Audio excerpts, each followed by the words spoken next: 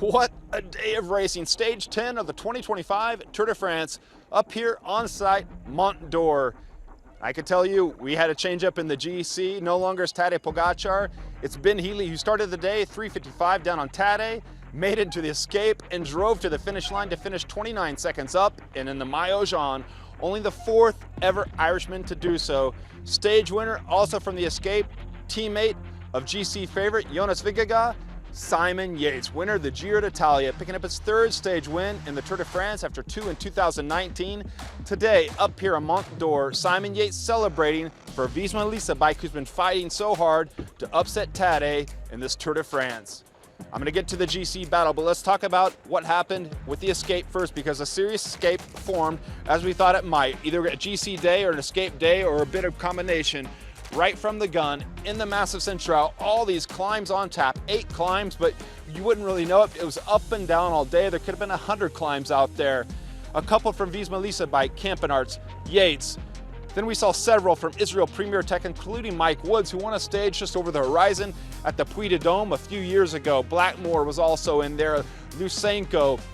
In the group supporting Healy was Paulus, was Sweeney. Also in the move, Lenny Martinez, a Frenchman from Bahrain Victorious, hoping to give the French something to celebrate on their national holiday here, Bastille Day in France. Ben O'Connor, Luke Platt from Team Jayco, and of course in the Stars and Stripes jersey, Quinn Simmons, national champion, out there racing for it today. We knew he was going to get a shot today, and he took it. Now this escape started to gain time, which was important for Ben Healy.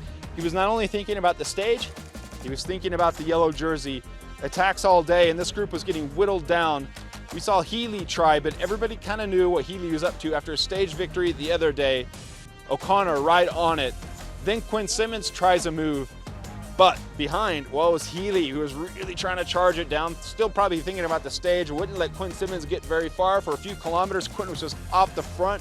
We had our fingers crossed for Quinn, but it wasn't possible.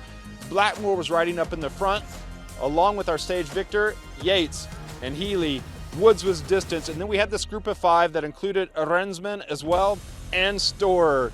Healy was doing all the driving. I think he rode on the front for around 40 kilometers. Everyone could tell he was pushing it to try to get this yellow jersey. So they were letting him do it, letting himself grind himself into the ground. No chance of a stage win if he wanted that yellow jersey. With Storer there, with O'Connor. These are serious heavy hitters. And oh yeah, Giro d'Italia champion Simon Yates. We just heard the EF Education team van go by celebrating because they have the Maillot Jaune. Healy would ride the group all the way up to the top and get that yellow jersey. Simon Yates attacked the base of the final climb, Mont Dore, 3.3 kilometers long, and Yates was doing it all solo. Rensman was on his tail, chasing him all the way to the line, but couldn't stop the Englishman from picking up stage victory. His third ever in the Tour de France, backing up his Giro d'Italia victory from this spring, and of course he's got a Volta a España overall as well. Now what was going on back in the GC? Well, Campenarts, who was up in that move with Yates, he had dropped back at some point. He was driving it for Jonas Vingegaard. Also, we saw Jorgensen hit out at one point, marked by Tadej Pogacar. Kuss hit up, went up the road, and this was interesting. He started to set things up. Jorgensen joined him. We thought something would start to happen. Tadej was right on it, but Tadej didn't have many teammates, to be honest, all day. Sivakov was out, and remember, we're without João Almeida, who crashed a couple days earlier, soldiered on, but yesterday had to pull the plug on his Tour de France. Fractured rib. He was one of the GC hopefuls for a podium coming in to this Tour de France. So Tadej was a bit outgunned. Wellens did his part. Also in the group, Narvaez, but it was Tadej really looking after himself. Ving always there. Coming into this final climb, we had our attention on the escape, but we had to watch what was happening in the GC group. Then finally, we get this attack from Remco. Then Jonas is right up there, and finally Tadej just said, well, I've had enough of this, and he launches it up the road. No one else can follow, no one but Jonas Vingegaard. Let me know down in the comments, but he has, I think, Jonas, much more of a kick in this Tour de France, much more of acceleration. If it hadn't been for that TT, they would be neck and neck on the GC. As it is, well, Tadej has an extra bit of advantage. Now Tadej cooled down behind the podium, even if he doesn't have the yellow jersey. The white jersey, well, that's no longer on Remco's shoulders. Healy took that as well as the yellow. Tadej, unfortunately, hopefully will pick it up from someone, didn't speak, and then rode off down the mountain to their team bus 3K down. We did follow Vin right over here to the team van, got some words with him, and I asked him, Jonas, how, if at all, are you going to be able to make up this difference on Tadej? Because you're right there with him, but you can't get rid of him. And he said, well, we're going to have to see in the coming days. I'll think of something. And I said, so stay tuned. He said, yeah, stay tuned. Tune in, because tomorrow we're going in for a rest day. The riders are going to be sharpening their knives, and then they're going to come out of that for the second phase, out of this Massif Central, down to the Pyrenees, the Alps, and then on to Paris for 11 more days of what should be fantastic racing. EF Education Easy Post is going to try to defend that yellow jersey for as much as possible. Speaking with Paulus, Sweeney, they said this is massive for the team. Stage win, now the yellow jersey. To keep it just more and more days is more and more for that American U.S. registered team.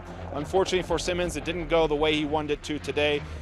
Ving, Pog patted themselves up on the backs as they crossed the line. They were satisfied with their 0-0 match there.